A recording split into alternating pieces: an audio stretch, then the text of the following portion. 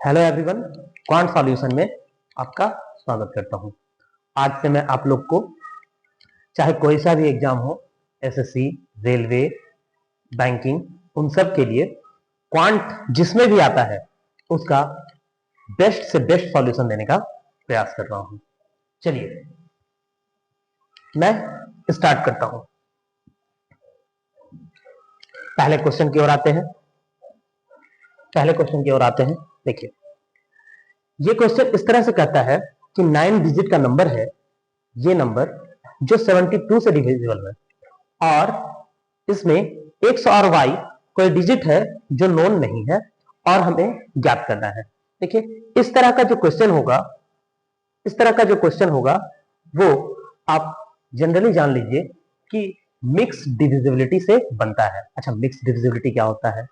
Mix divisibility जो होता है वो मिनिमम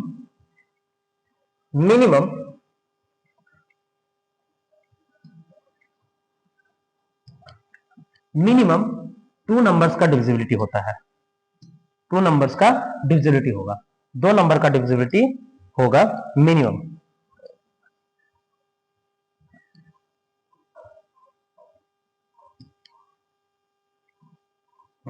चलिए, 2 नंबर का डिविजिबिलिटी मिनिमम होगा, ठीक है।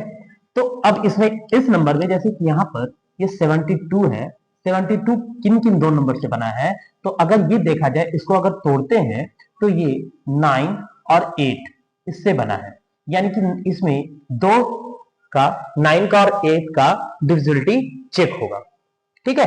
तो 9 और 8 का डिविजिबिलिटी चेक होगा। तो अब हमको ये इस मिक्स डिविजिबिलिटी में सबसे पहले ये जानना जरूरी है कि भैया दोनों में से किसका चेक करेंगे। जैसे अगर ये क्वेश्चन आप देखते हैं, ये क्वेश्चन आप अगर देख रहे हैं तो इसमें हमको पूरा कुछ चेक करना है। अगर अब सबसे पहले मिक्स डिविजिबिलिटी में ये ध्यान रखिएगा कि हमको सबसे कम डिजिट किसमें जरूरत पड़ेगा। जैसे 72 में अगर हम 9 को देखें और 8 को देखें तो 9 का क्या रोल है और 8 का क्या रोल है, ये देखना पड़ेगा।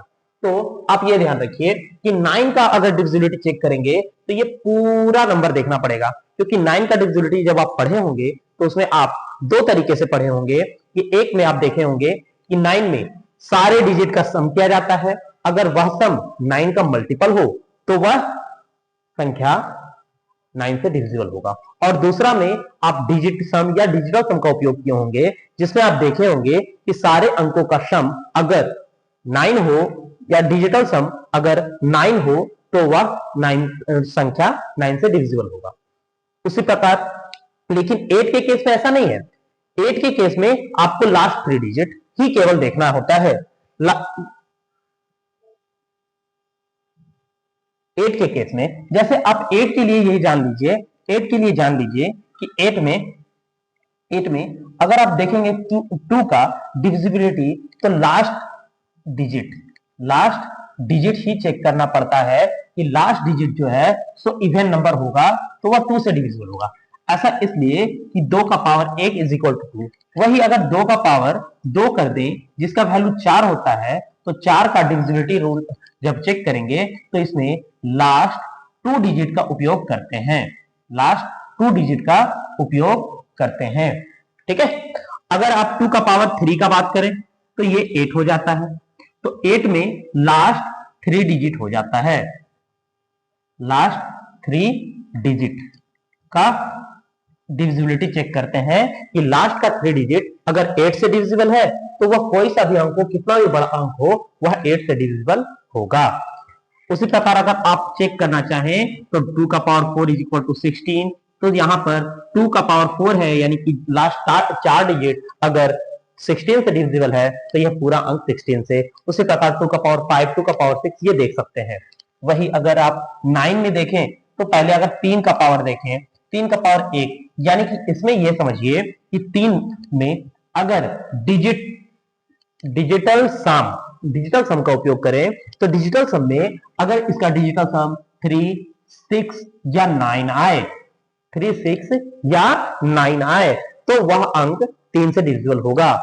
वही 3 का पावर 2 में अगर देखें कि यह इसका डिजिटल सम सिर्फ और सिर्फ 9 आना चाहिए, इसमें आप देखें 3 का पावर 2 में 9 आएगा, तो यहाँ पर डिजिटल सम सिर्फ 9 आएगा तो ही वह संख्या 9 से डिविजिबल होगा।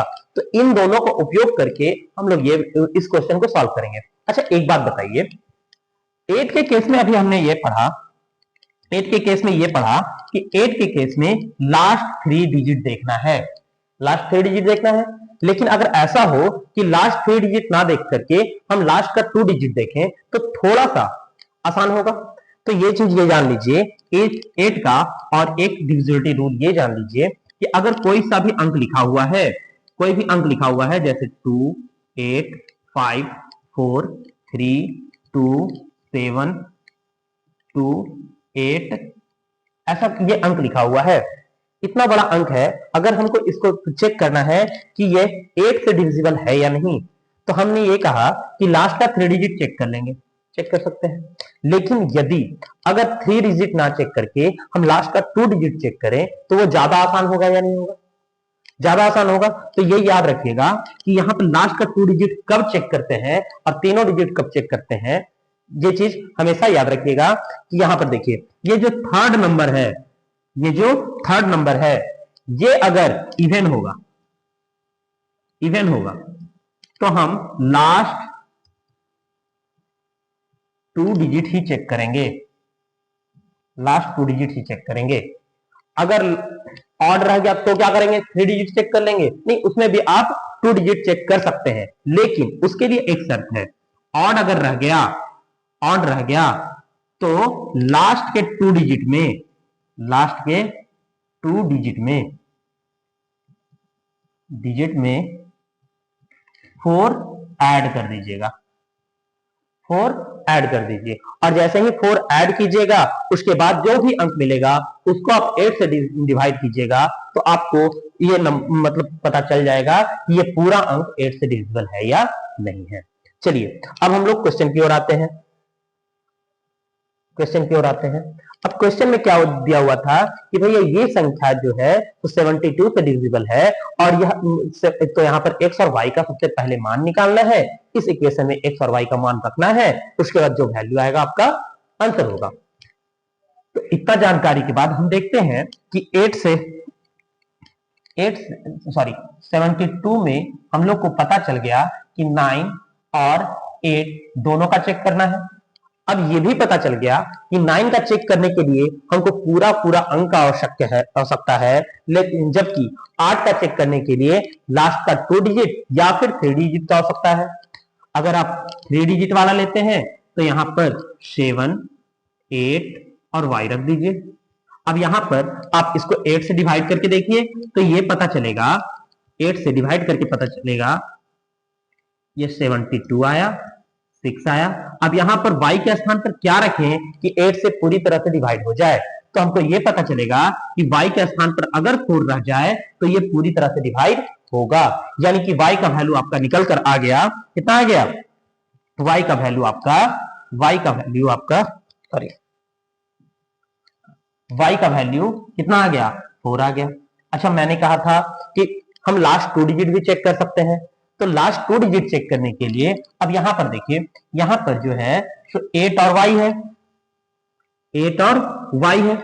अब यहां पर हम एक एक अंक रख के देखेंगे तो कभी कभी ये टफ भी हो जाता है, कभी इजी हो जाता है।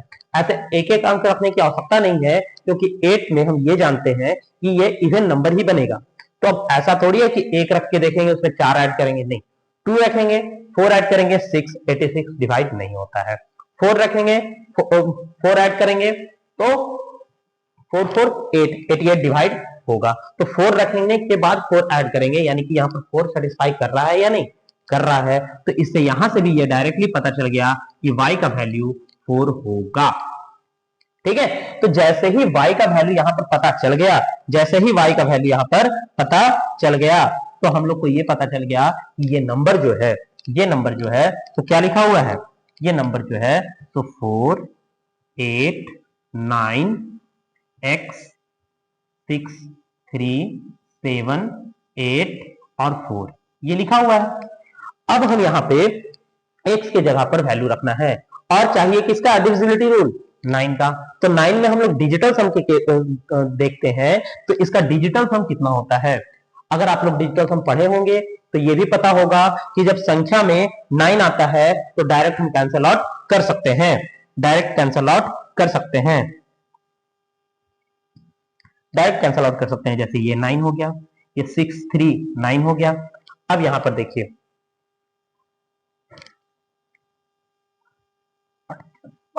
अभी कभी अब 9 बना नहीं पा रहा है, 9 बना नहीं पा रहा है तो डायरेक्ट ऐड कर देंगे कि 4 और 8 12, 12 और 7 19, 19 और 8 27, 27 में तो डायरेक्ट बन गया 9, 27 9 बन गया। तो इन सबको मिला के काट सकते हैं और यहाँ पर क्या हो जाएगा 4। तो इस पूरे अंक का डिजिटल सम कितना हो रहा है 4। यहाँ x बचा हुआ है, ये ध्यान रखिएगा। अगर यहाँ पर हम कितना रखेंगे कि ये 9 से डिवाइड हो जाए, तो अब डिजिटल सम हमको 9 लाना है, 4 है मेरे पास, कितना बच गया 5 बच गया। तो इस x का वैल्यू कितना आ गया तो 5 आ गया, इस x का वैल्यू क्या आ गया 5 आ गया। तो हमको ये पता चल गया कि x बराबर 5 और y बराबर 4 मिल गया। अब हमको इस इक्वेशन में वैल्यू पुट करना है, वैल्यू पुट करना है। तो 8 इंटू में 5 प्लस में 6 इंटू में 4। अब देख लीजिए कितना हो रहा है। तो अब यहां पर ये डायरेक्ट आ रहा है 64, जो कि किसका स्क्वायर है 64 किसका स्क्वायर है तो 64 का 8 का है, यानी कि इस पूरे का स्क्वायर रूट निकालेंगे तो मेरा आंसर आएगा 8, जो कि कौन सा वैल्यू है डी, आपका डी आंसर हो जाएगा। ठीक है, अब हम लोग नेक्स्ट क्वेश्चन की ओर बढ़ते हैं, नेक्स्ट क्वेश्चन की ओर बढ़ते हैं। ठीक है, अब ये आया क्वेश्चन रिमाइंडर थ्योरम का। ठीक है, रिमाइंडर थ्योरम का क्वेश्चन आया। अब ये रिमाइंडर थ्योरम में यहां पर देखिए, सबसे पहले इसमें जानकारी पता होना चाहिए आपको, फैक्टोरियल क्या है, डिवाइड कैसे करते हैं, इतना को क्या जोड़ के ये करना पड़ेगा। तो रिमाइंडर थ्योरम बहुत ही अच्छा, बहुत ही आसान चैप्टर है, उसमें भी ज्यादा लोड नहीं लेना है। ठीक है, तो अब यहां पर ये समझिए कि ये रिमाइंडर थ्योरम में फैक्टोरियल क्या होता है, ये जानकारी आपको होना चाहिए। तो 0 फैक्टोरियल का वैल्यू जो कि कितना होता है, 0 फैक्टोरियल का वैल्यू 1 होता है, 1 फैक्टोरियल का वैल्यू भी 1 होता है, 2 फैक्टोरियल जो कि 2 इंटू 1 लिखाता है, तो इसका वैल्यू क्या हो जाएगा 2 हो जाएगा। 3 फैक्टोरियल जो लिखाता है 3 इंटू 2 इंटू 1, जिसका वैल्यू 6 हो जाएगा। 4 फैक्टोरियल जो 4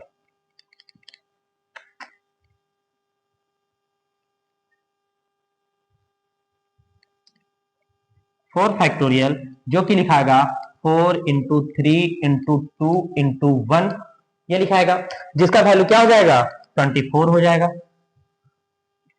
फैक्टोरियल 5 का कितना लिखाएगा तो 5 इंटू 4 इंटू 3 इंटू 2 इंटू 1, जो कि कितना हो जाएगा 120 हो जाएगा। तो इस तरह से हम लोग आगे बढ़ते जाएंगे। तो फैक्टोरियल का मतलब ही होता है कि जिस नंबर का फैक्टोरियल है उस नंबर से घटते हुए क्रम में लिखते जाएंगे, कहां तक 1 तक आएंगे और मल्टीप्लाई सभी को कर देंगे, जो वैल्यू आएगा वही मेरा कहलाएगा। ठीक है, फैक्टोरियल का मान वही रह जाएगा। अब इस केस में हम देख रहे हैं 1 का 2 का 3 का 4 का 5 का, इन सब का क्या हम लोग को 1000 फैक्टोरियल तक का वैल्यू निकाल के 12 से ऐड करना होगा, नहीं। अच्छा, डिवाइड जब करते हैं तो ये पता होना चाहिए कि वही अंक डिवाइड होता है जिसमें, जैसे अगर हम 12 को 4 से डिवाइड कर रहे हैं, तो अगर 4 12 में मौजूद है तो ही यह डिवाइड कर पाएगा, नहीं तो नहीं करेगा। जैसे अगर देखें कि 12 को 3 इंटू 4 लिख सकते हैं, क्योंकि 12 को 3 इंटू 4 यानी कि 4 तो कहीं ना कहीं है कि नहीं है, 12 में 4 कहीं ना कहीं मौजूद है, इसीलिए 4 से इजीली डिवाइड हो जा रहा है, 4 से इजीली डिवाइड हो जा रहा है, तो आराम से हम लोग डिवाइड कर पा रहे हैं। ठीक है, चलिए, तो यहां पर भी हम लोग ये देखेंगे। अच्छा, यहां पे एक चीज जानिए कि यहां पर अगर मान लेते हैं 12 लिखा हुआ है, 15 लिखा हुआ है, 16 लिखा हुआ है, 17 लिखा हुआ है, और किससे डिवाइड कर दें, चलिए 4 से ही डिवाइड, 4 से, चलिए 5 से डिवाइड कर देते हैं, 5 से डिवाइड कर देते हैं। तो एक केस में ये याद रखिए कि इन सबको ऐड करके आप 5 से डिवाइड कीजिएगा, जो आएगा वो सही है।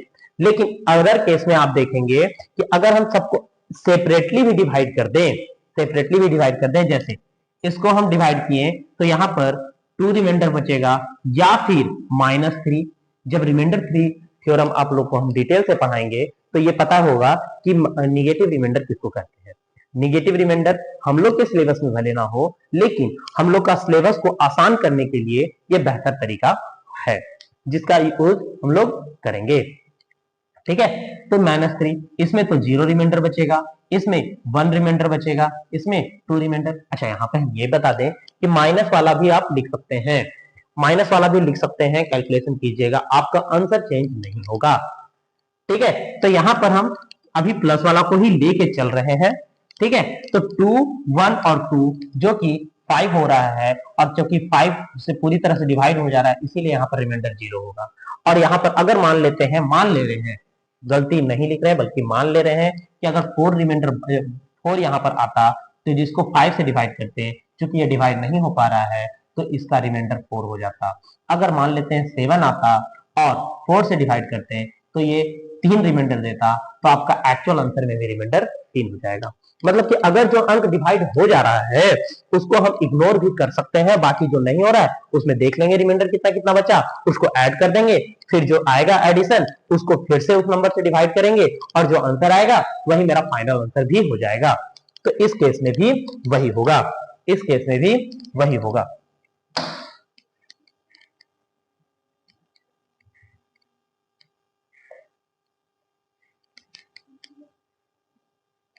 ठीक है, इस केस में भी वही होगा। तो देखिए यहाँ पे फैक्टोरियल 1 का वैल्यू तो 1 है, फैक्टोरियल 2 का वैल्यू तो 2 है, फैक्टोरियल 3 का वैल्यू 6 है, और जैसे ही फैक्टोरियल 4 आता है, फैक्टोरियल 4 में अब देखिएगा 4 इंटू 3 इंटू 2 इंटू 1 होगा। अच्छा, यहाँ पर अगर देखेंगे कि क्या ये 12 बना रहा है, तो ये आराम से 12 बना रहा है, मतलब कि फैक्टोरियल 5 में मेरा 12 मौजूद है, और जब 12 मौजूद है तो ये पूरी तरह से कटेगा।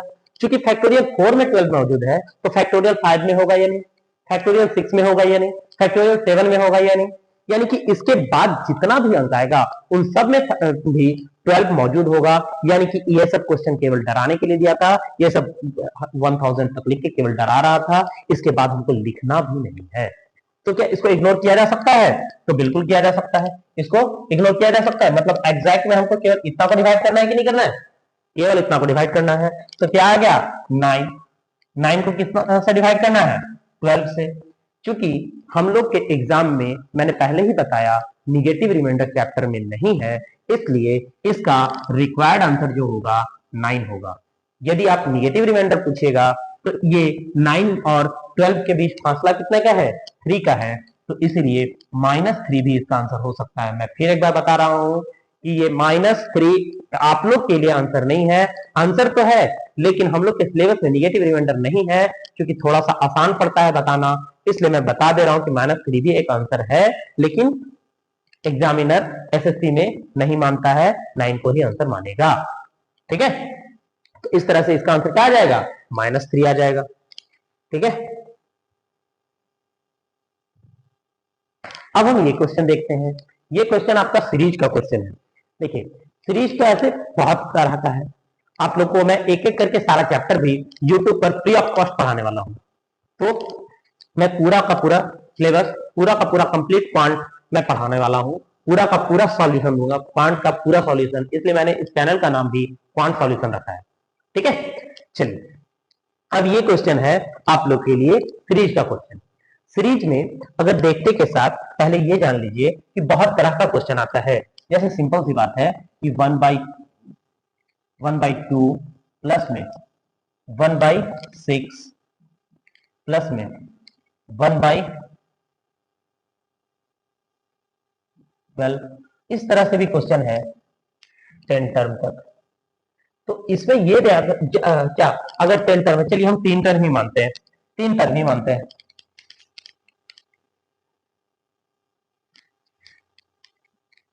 3 टर्म ही मानते हैं।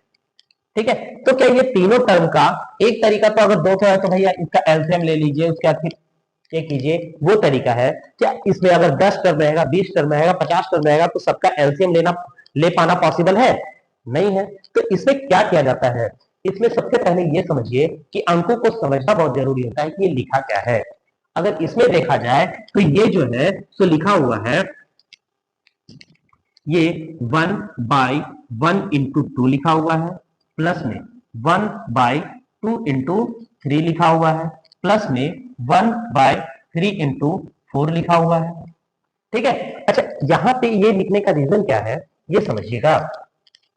जैसे 1/1 × 2 है, इसको हम 1/1 माइनस में 1/2 लिखेंगे, तो इसका जो वैल्यू आएगा 1/2 ही आएगा। उसी प्रकार 1/2 × 3 है, इसको हम 1/2 माइनस में 1/3 लिखेंगे, तो इसका जो वैल्यू है 1/6 ही आएगा।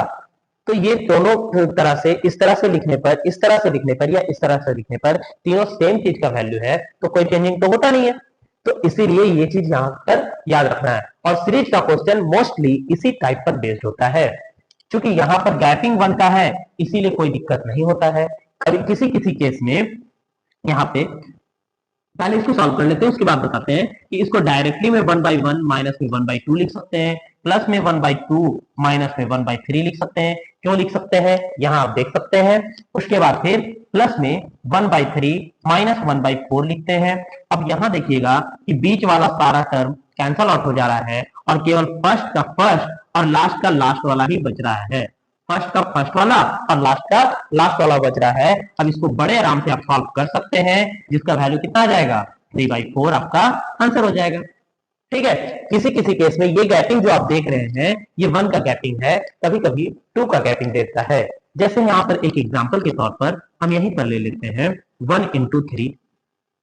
तो 1 × 3 को क्या हम डायरेक्टली लिख सकते हैं 1/1 माइनस 1/3, ऐसा लिख सकते हैं? तो क्यों नहीं लिख सकते हैं, क्योंकि यहां पर अगर इसको हम सॉल्व करते हैं, देखिएगा समझिएगा, इसको जब सॉल्व करेंगे तो ये 2/3 आएगा, ना कि 1/3। क्या 1/3 2/3 के बराबर होगा? नहीं होगा। तो इसीलिए हम लोग इसको 1/2 से अगर मल्टीप्लाई करके लिखें, मतलब कि यहाँ पे बाहर में ही 1/2 से पहले मल्टीप्लाई कर दें, तो ये 2 से ये 2 कैंसल आउट हो जाएगा कि नहीं होगा? और जब कैंसल आउट हो जाएगा तो आपको 1/3 ही आंसर आएगा। तो ये हमेशा याद रखिएगा कि जब गैपिंग जितना का भी हो, अगर 1 का है तो 1/1 लिखाता है, 1/1 का कोई वैल्यू नहीं आ पाता है, मल्टीप्लाई होने के बाद सेम वैल्यू आ जाता है। इसीलिए इस केस में 1/1 बाहर नहीं लिखे। और जबकि यहाँ पर 2 का कोई वैल्यू होता है, तो इसीलिए 1/2। अगर गैपिंग 3 का हो जाए, 1/4 है, तो इसमें हम बड़े आराम से करेंगे कि भैया 3 का गैपिंग है, 3 लिख दिए, उसके बाद 1/1 माइनस में 1/4। इसको जब सॉल्व कीजिएगा तो आपको 1/4 ही आएगा। ठीक है। अब ये एक डिजिट वाला था, मतलब सिंगल वाला। अब बहुत बार बहुत सारा होता है कि 1 × 1 × 2 × 3, इसको कैसे लिखेंगे? ठीक है। तो इसमें भी हम धीरे धीरे करके क्वेश्चन लाते जाएंगे और आगे बताते जाएंगे कि कैसे होगा। फिलहाल इस क्वेश्चन की ओर आते हैं, ये सब बताने का रीजन इस क्वेश्चन का नीड क्यों पड़ा। ठीक है।